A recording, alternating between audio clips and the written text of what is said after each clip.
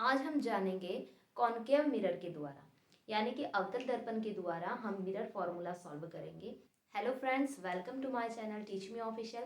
चलिए बढ़ते हैं अपनी क्लास की ओर, जिसमें हम आपको बताने वाले हैं mirror formula bye concave mirror यानी अवतल दर्पण द्वारा दर्पण सूत्र। फ्रेंड्स, ये आपके पास एक कॉनकेव मिरर है। यहाँ पर कोई वस्तु रखी हुई है जिसका प्रतिबिंब बनता है यहाँ पर। अब फ्रेंड्स, इसमें एक बात आपको ध्यान देनी है, यहाँ पर एक ट्रायंगल बन रहा है ए बी और सी, और एक ट्रायंगल बनता है ये ए डैश बी डैश और सी। तो फ्रेंड्स, किन्हीं भी दो ट्रायंगल के अगर तीनों एंगल इक्वल हो तो ऐसे ही हम त्रिभुज को समरूपता का नाम देते हैं कि वो त्रिभुज समरूप है। तो फ्रेंड्स, चलिए आपको बताते हैं कि ये त्रिभुज समरूप त्रिभुज कैसे हुए।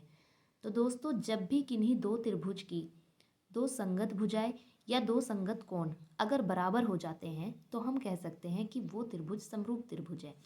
जैसे त्रिभुज ए बी सी और त्रिभुज ए डैश बी डैश सी में हम देखते हैं कि कोण ए, यहाँ से कोण ए जो कि 90 डिग्री है, और यहाँ से कोण ए डैश ये भी क्या हुआ, ये भी 90 डिग्री है।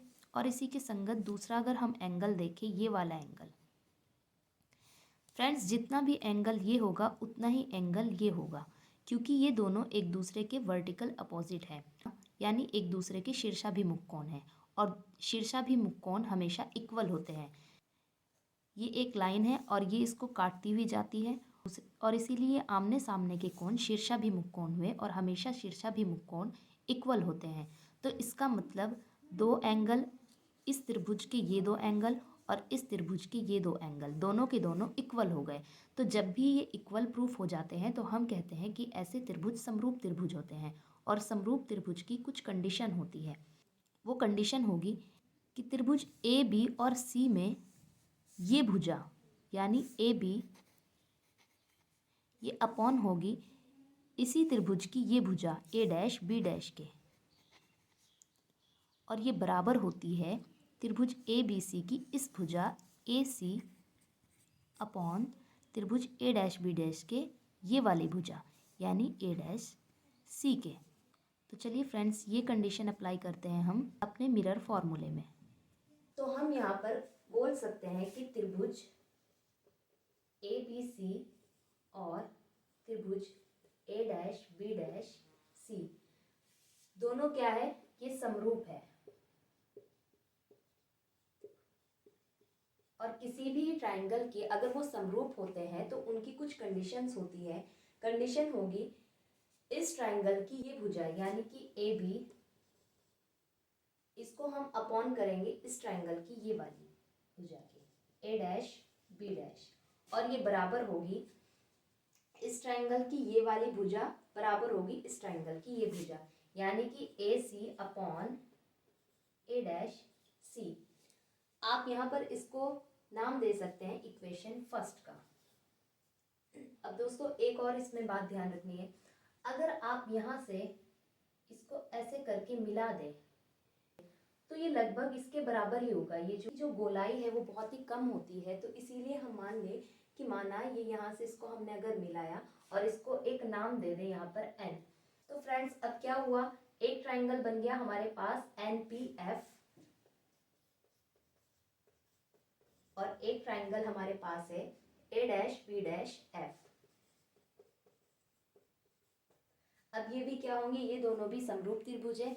जैसी कंडीशन यहाँ पर अप्लाई हुई ऐसी कंडीशन यहाँ पर भी अप्लाई होगी।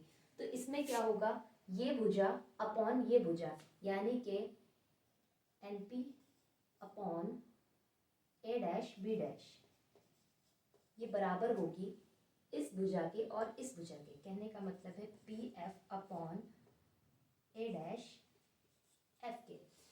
अब फ्रेंड्स, आप बोल सकते हैं कि AB जो भुजा है वो इक्वल होगी NP के, चूंकि AB बराबर होगी NP के। तो जब ये बराबर हुई तो हम क्या करेंगे, NP की जगह पर आप AB पुट कर सकते हैं। तो इसलिए यहाँ पर हम करेंगे कि AB upon A dash B dash बराबर होगा PF upon A dash F के, PF upon A dash F। Equation को आप नाम दीजिए इक्वेशन सेकेंड। तो गाइज अब आप देख सकते हैं इक्वेशन फर्स्ट और सेकंड में दोनों की दोनों वैल्यू आ गई A B upon A dash B dash, और यहाँ पर भी A B upon A dash B dash का मतलब इक्वेशन फर्स्ट और इक्वेशन सेकंड दोनों की दोनों इक्वल है। तब इनको इक्वल रखने पर हम कहेंगे ए सी अपॉन ए डैश सी की बराबर हो जाएगी P F upon A dash F के। अब दोस्तों ए सी यानी हमें ये वैल्यू रखनी है, लेकिन हमें इस वैल्यू का तो मालूम ही नहीं है। हमें वैल्यू पता है या तो पूरी की या फिर इतनी, तो हम क्या करेंगे ए सी को अगर हम इस पूरी वैल्यू में से इतनी माइनस कर दे यानी पी ए में से पी सी माइनस कर दे तो हमारे पास ए सी आ जाएगी।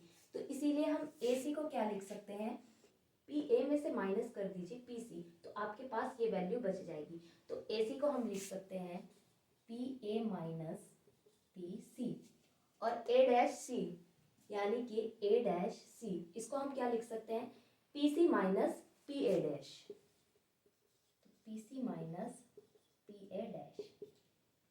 पी एफ ये पोल से फोकस तक की दूरी है, इसको हम एज इट इज रखेंगे, इसमें हम कोई भी चेंजेस नहीं करेंगे। लेकिन ए डैश एफ, ए डैश एफ अब आपके पास ये वैल्यू भी इसका भी आपको नहीं पता, तो आप क्या करेंगे इस पूरी वैल्यू में से अगर पी एफ माइनस कर देते हैं तो आपके पास इतनी वैल्यू आ जाती है। तो इसका मतलब पी ए डैश में से आप माइनस कर दीजिए पी एफ जो इक्वल होती है ए डैश एफ के। अब फ्रेंड्स यहाँ से आपको देखना है P A, P A total हमें पता है कितनी है, यानी कि पोल से लेकर वस्तु तक की दूरी जिसे हमने पी ए कहा वो है u। तो यहाँ हम पी ए की वैल्यू u लेंगे। लेकिन फ्रेंड्स इसमें आपको एक और बात ध्यान रखनी है, इसमें हमें साइन का बहुत ध्यान रखना है। हमें इसमें माइनस और प्लस का ध्यान रखना है कि कहाँ पर माइनस लिया जाएगा कहाँ पर प्लस लिया जाएगा। ये कैसा मिरर है, क्योंकि ये एक कॉनकेव मिरर है, और कॉनकेव मिरर में वस्तु भी प्रतिबिंब भी फोकस दूरी भी सभी के सभी लेफ्ट साइड में होती है, तो इसीलिए हम u v और f की वैल्यू यहाँ पर नेगेटिव लेंगे। तो फ्रेंड्स यहाँ पर पी ए u की वैल्यू हम कैसी लेंगे नेगेटिव वैल्यू, तो यहाँ पर पी ए की वैल्यू लेंगे हम माइनस के u। उसके बाद साइन है माइनस का, अब लेंगे P C, P C, P C का मतलब होता है P से C तक की दूरी यानी वक्रता केंद्र तक की दूरी, जिसे हम डिनोट करते हैं कैपिटल R से। तो यहाँ पर हम कैपिटल R लेंगे, और क्योंकि ये क्या है मिरर से लेफ्ट साइड में है तो इसलिए ये भी हम माइनस के R ही लेंगे अपॉन PC, फिर से माइनस R माइनस के P A dash, P A dash यानी पोल से लेकर प्रतिबिंब तक की दूरी, प्रतिबिंब तक की दूरी होती है V, और इसे लेंगे हम नेगेटिव, तो इसको भी आप ब्रैकेट में लिख दीजिए माइनस के v। पी एफ यानी पोल से लेकर फोकस तक की दूरी जिसे हम f से ही डिनोट करते हैं। उसके बाद फिर से पी ए डैश जिसकी वैल्यू है माइनस के v, और माइनस के पी एफ की दूरी माइनस f। तो चलिए फ्रेंड्स अब इसको आगे सॉल्व करते हैं। माइनस के u, लेकिन माइनस माइनस हो जाता है प्लस, प्लस r, और ये है माइनस r और प्लस के v is equal to minus F minus के v और प्लस का f।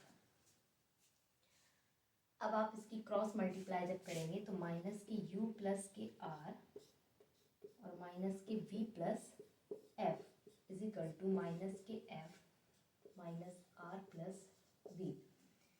अब फ्रेंड्स आप यहाँ पर इसकी मल्टीप्लाई करेंगे, माइनस के u की मल्टीप्लस माइनस प्लस का u v और प्लस माइनस माइनस का u f। पॉजिटिव r की आप मल्टीप्लाई करेंगे तो प्लस माइनस माइनस के r v और plus plus plus f r is equal to, ये माइनस माइनस हो गया प्लस, प्लस f r और plus minus minus f v। अब फ्रेंड्स यहाँ पर ये वैल्यू सेम आ गई, इक्वल से इधर भी और इधर भी, इसलिए ये हो चुकी है कैंसिल। अब हमारे पास बचता है यू वी माइनस के यू एफ माइनस के R V is equal to minus का एफ वी। अब दोस्तों क्योंकि हम जानते हैं कि r बराबर होता है 2f, तो इसीलिए हम r की वैल्यू यहाँ पर पुट करेंगे 2f और इसी को हम आगे सॉल्व करते हैं। तो ये हो जाएगा यू वी माइनस के यू एफ माइनस के आर की जगह आप रखेंगे 2f और वी रहेगा as it is equal minus का एफ वी। अब फ्रेंड्स और ये हो गया U V minus U F. अगर आप माइनस की 2f v इक्वल से उस साइड में लेके जाएंगे तो ये हो जाएगा 2f v minus F V. 2f v में से 1 माइनस एफ वी जब कैंसिल हो जाएगा तो हमारे पास बचेगा ओनली एफ वी। अब हमने पूरा लगभग इसको सॉल्व कर चुके हैं। अब यहाँ पर आगे हमें एक काम करना पड़ेगा। हमें ये फॉर्मूला बनाने के लिए इस पूरी इक्वेशन को एफ यू वी से डिवाइड करना पड़ेगा। तो चलिए इसको डिवाइड करते हैं एफ यू वी से। तो U V upon F U V minus की U F upon F U V equal F V upon F U V. U V और यू वी ये दोनों हो गए कैंसिल। यू एफ और यू एफ ये कैंसिल हो गए। एफ वी और एफ वी। अब आपके पास क्या बचता है 1 upon F minus 1 upon V equal 1 upon U. यहाँ ये नेगेटिव है, अगर आप इक्वल से दूसरी साइड इसको लेकर जाते हैं तो ये क्या हो जाएगा, ये पॉजिटिव हो जाएगा। कहने का मतलब है आपके पास फॉर्मूला बनता है 1 upon F is equal to 1 upon U plus 1 upon V. और यही फॉर्मूला हमें प्रूव करना था कि 1 अपॉन एफ इक्वल होता है 1 upon V plus 1 upon U के। आई होप कि आपको ये सॉल्यूशन अच्छे से क्लियर हुआ होगा। नेक्स्ट वीडियो में हम उत्तल दर्पण के द्वारा मिरर फॉर्मूला सॉल्व करेंगे।